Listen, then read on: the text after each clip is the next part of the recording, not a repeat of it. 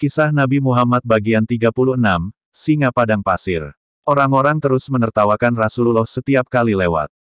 Pembohong besar, orang gila, tukang sihir. Abu Jahal terus menyemangati orang-orang yang mengejek sambil kerap kali melontarkan caci maki juga. Rasulullah mendadak berhenti melangkah. Beliau berpaling dengan tenang menghadap Abu Jahal, dengan sorot matanya tajam. Abu Jahal berhenti dan terdiam. Dengan wajah sayu penuh belas kasihan, Rasulullah memandang orang-orang kecil yang mengejeknya. Seketika, sorak-sorai pun mereda. Semua orang yang berada di sekitar tempat itu terpesona melihat keadaan Rasulullah. Baru kali ini mereka seolah disadarkan, betapa menyakitkannya ejekan mereka itu diterima Rasulullah. Sorot mata Rasulullah seolah berkata, "Mengapa kalian mengejekku? Bukankah aku sedang berjuang menyelamatkan kalian dari kekejaman bangsa Quraisy dengan membawa Islam yang mulia? Seandainya kalian tahu, ejekan Abu Jahal itu tidak begitu menyakitkan dibanding kata-kata kalian, sebab kepada kalianlah Allah menyuruhku menebar kasih sayang."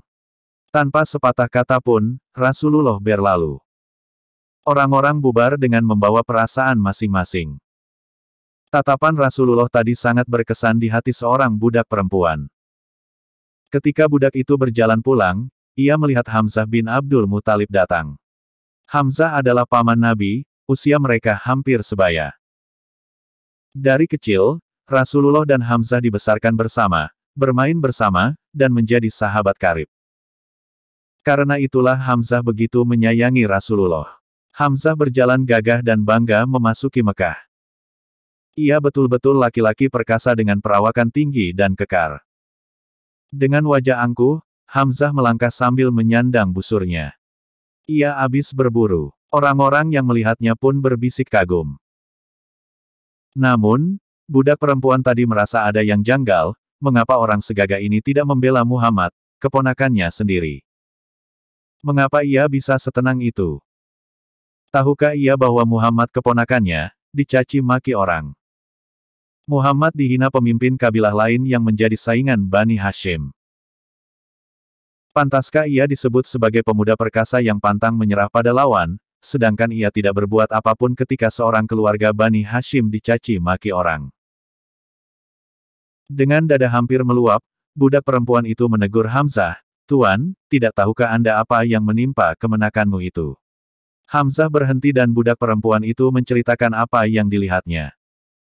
Dalam sekejap saja, wajah Hamzah memerah. Tanpa berkata apapun, ia berbalik menuju Ka'bah dengan langkah bergegas. Ia mencari Abu Jahal. Gelombang kebimbangan Hamzah. Di depan Ka'bah, Abu Jahal bercerita kepada beberapa temannya, "Puas rasanya melihat Muhammad dicaci begitu banyak orang," ujar Abu Jahal, "kalau kuberi semangat sedikit lagi. Bukan tidak mungkin mereka akan memukulinya." Teman-temannya terlihat ikut bersemangat. Beberapa orang mulai ikut bicara, tetapi mendadak semuanya terdiam dan memandang ke satu arah. Abu Jahal ikut menoleh dan seketika kerongkongannya tercekat.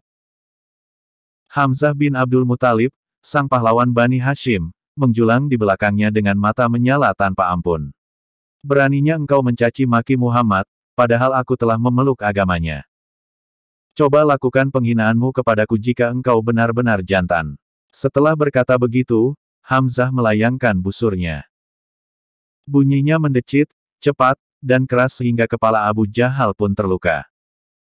Beberapa teman Abu Jahal serempak berdiri. Tampaknya, perkelahian tidak terhindarkan lagi. Ketika Abu Jahal melihat ini, ia mengangkat tangan untuk mencegah teman-temannya.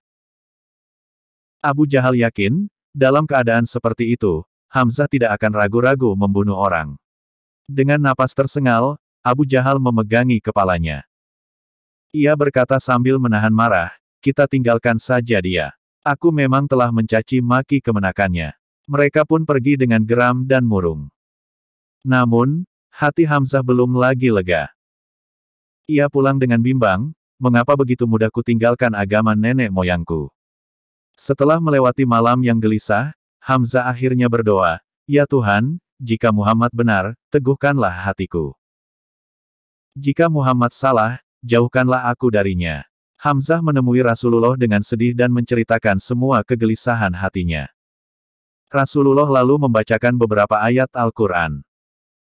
Perlahan, hati Hamzah dipenuhi rasa tenang, haru, dan kagum. Dengan bulat hati, ia pun berkata, "Aku menyaksikan bahwa engkau itu sungguh benar, maka itu tampakkanlah agamamu, hai anak saudaraku." Bukan main bersyukurnya Rasulullah. Kini, Islam telah memiliki benteng yang kuat dalam menghadapi kekerasan Quraisy. Hamzah memeluk Islam pada akhir tahun ke-6 kenabian, nubuwah. Orang-orang Quraisy tidak putus asa, mereka mempunyai cara lain untuk menekan perjuangan Rasulullah. Gelombang singa Allah dan singa Rasulnya. Kemudian seluruh kegagahan Hamzah dibaktikannya untuk membela Allah dan agamanya. Sehingga Rasulullah memberi Hamzah julukan istimewa, singa Allah dan singa Rasulullah. Hamzah adalah komandan Sariyah yang pertama. Sariyah adalah pasukan Muslim yang berangkat tanpa disertai Rasulullah. Bersambung bagian 37.